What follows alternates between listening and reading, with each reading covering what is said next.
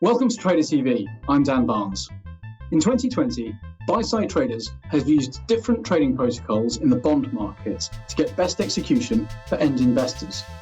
Joining me today is Iseult Conlin, US Institutional Credit Product Manager for Tradeweb, to discuss how those protocols can be best used on the buy-side trading desk, how they can be onboarded, and the advantages they give for investors. Izzy, welcome to Trader TV. Thank you so much for having me, Dan. So tell us, how have you seen trading priorities changing this year? It's a great question. And I always look at this from the perspective of taking a step back and looking at the evolution of trading desks really over the last decade. And three themes really come to mind to me, which is 1, data, 2, technology, and 3, workflow efficiency. What I think is happening is that trading desks are looking at all of the tools and protocols that their traders are equipped to use.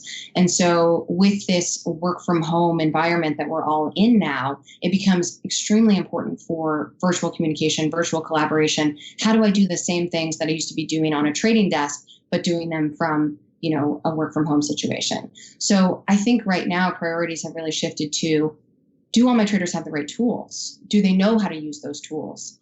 Newer trading technologies and newer protocols that allow for certainty of execution, things like portfolio trading or auto spotting and auto hedging or net spotting, which is unique to Tradeweb, things that allow for that certainty of execution were really needed this year, especially during that March volatility where the market was a little bit haywire. So I think that's where heads of trading and sort of trading desks, both on the buy side and dealer community, are looking.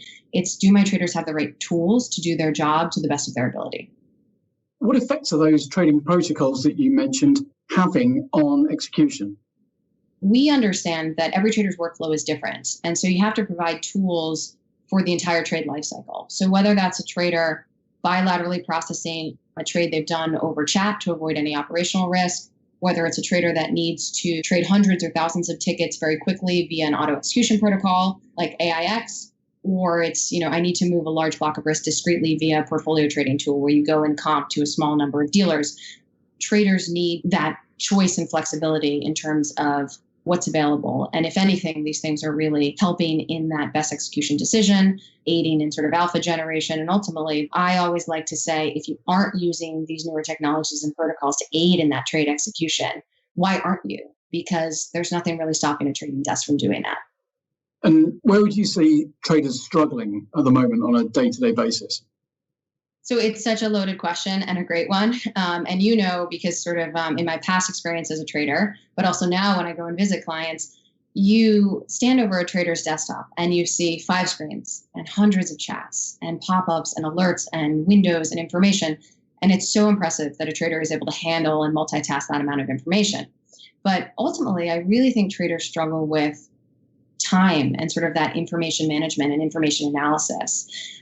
And so providing tools to traders to expedite their workflow, make it more efficient, is really important given everything that they're struggling with day to day. The other thing I would note that is interesting, and I've seen this evolution over time, is that the skill set of traders and the diversity of a trading desk and sort of perspective of thought continues to evolve. So you may have traders who are very skilled in technology, but then older generation traders who are skilled in understanding credits and balance sheet.